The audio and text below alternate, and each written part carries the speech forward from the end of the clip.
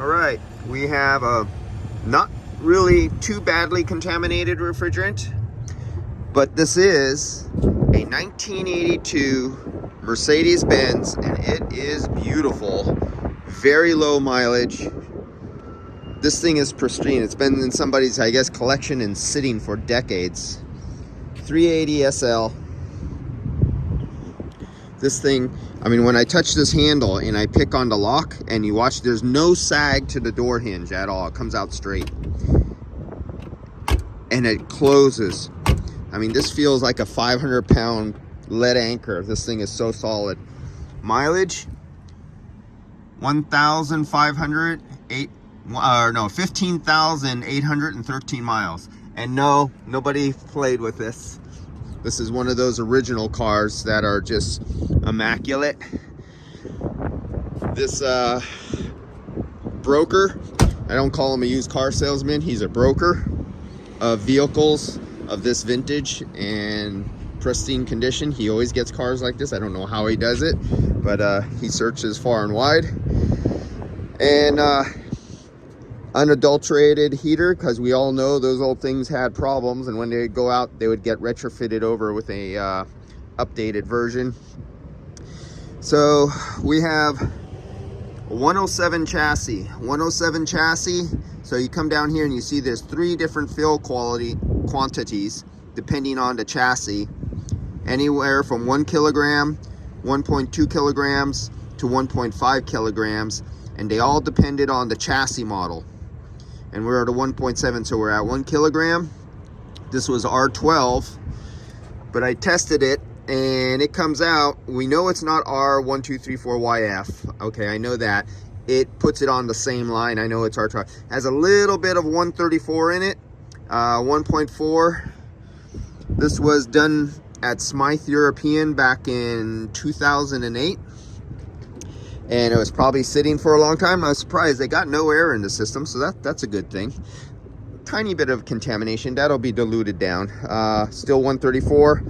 I could see somebody was looking up here, because this has been cleaned really good. Almost all traces of oil, dust, and residue are all removed. But what I do see here, check this out. What do you see when I put my UV light? See that little green right there? And then if I look down there, I don't know if you could see it, there's a slightest little residue of green right there. And what I know is that this thing has been cleaned and waxed and polished, so there should be no green dye. We can't see it with our naked eyes, but you can see it. So that tells me somebody took off this cap and they probably stuck something down there to check if there was refrigerant, and it squirted out. And with my UV, and I see smushing where somebody got a rag and they came back here to clean, and they smushed the oil around.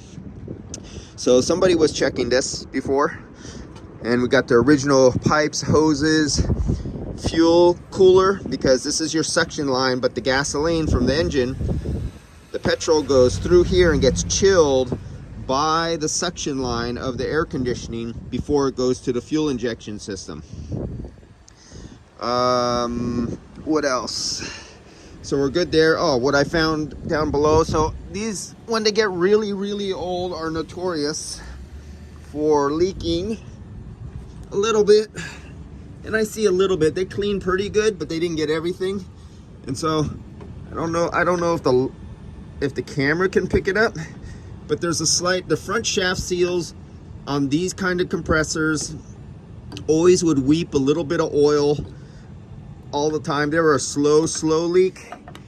And then I could see, you see that one drop right there, UV light, that's coming from the front shaft seal. It's not coming from, you could see a seam back there between the case and the inner guts of the compressor that slides out. It's not leaking from the front seal of the case housing. It's doing really good there.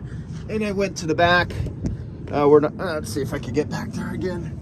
Sorry guys, I'm way down the hell down here. Oh, right back here, I don't know. I can't see I think I'm looking at it through, I can't see the camera. I'm just sticking it there so you guys can see. But that rear head sometimes would seep a little bit. And I just picked up the slightest little bit I could see with my eyes. back in there, a little bit of glow. And then at the seals of the rear of the head, really small. They tried to clean down here really good, but they left a little bit of evidence. And usually the person who details these and cleans them does a better job in this. This one was detailed in a way that if you bent over and looked up, you would actually see it wasn't finely detailed. It was the kind of detail that was done from the top down, so somebody who really doesn't look really good can't see everything. It's meant for cosmetics kind of detailing. Fan turns smoothly. This fan still, it's not locked up, it's not turning. I almost thought somebody replaced it. I mean, I see wrench marks on here, but it's so clean that I thought they replaced it, but then I see a little bit of buildup. Somewhere between the fins, I've seen some old dust residue, making me think they just cleaned this really good. These do go out of calibration. They won't go bad, but they'll be out of calibration. The engine won't overheat, but what it will do, it'll slow down the flow of air, especially since there's a big gap here and down below on the sides. It'll slow down on hot days that not enough air will draw across the condenser, raising the head pressure, causing cooling problems. And then the pressure switch, the temperature switch, this is not going in as pressure. This is a thermal, oh damn, I'm having a word problem.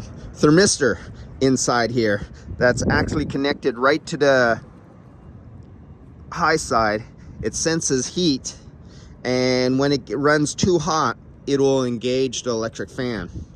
This is the compressor engagement. If the pressure goes down too low and there's no pressure, it will not engage the compressor.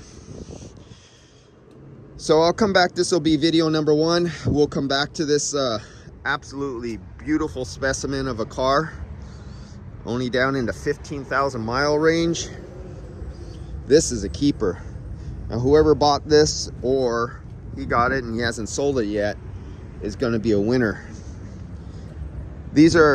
I wasn't never really a Mercedes fan, but this was one of the models I did like when I was these are what I worked on when I was a kid. And I always liked that. I liked the one with the little more pronounced, had the little drop in the middle of the roof but I always liked these. This was one of my absolute favorite Mercedes for a little sports coupe. All right, guys, I'll get back to this, and I'm gonna recover the refrigerant. We're gonna see how much refrigerant we have in there, see how low those leaks are. And since this seems it's not a driver, it's something that just sits, even with the little tiny small leaks, even with no leaks, you fill it up. And these kind of old hoses and everything like that and seals, it was normal for these vehicles to have refrigerant loss from the day everything leaks from the day they were constructed. But with these old type hoses and seals, it was really common, because these were constructed back in the days where a 16-ounce can of R12 Freon was only 39 cents, 79 cents, and you just hooked up a single hose, you whacked off the little can, shot it in there, you got cold out of it, and you said it was good to go. That was the days when you had indestructible compressors like this, where it was almost impossible to destroy these compressors, but guys did. All right, I'll be back. Talk to Lance on this video anyway. See ya.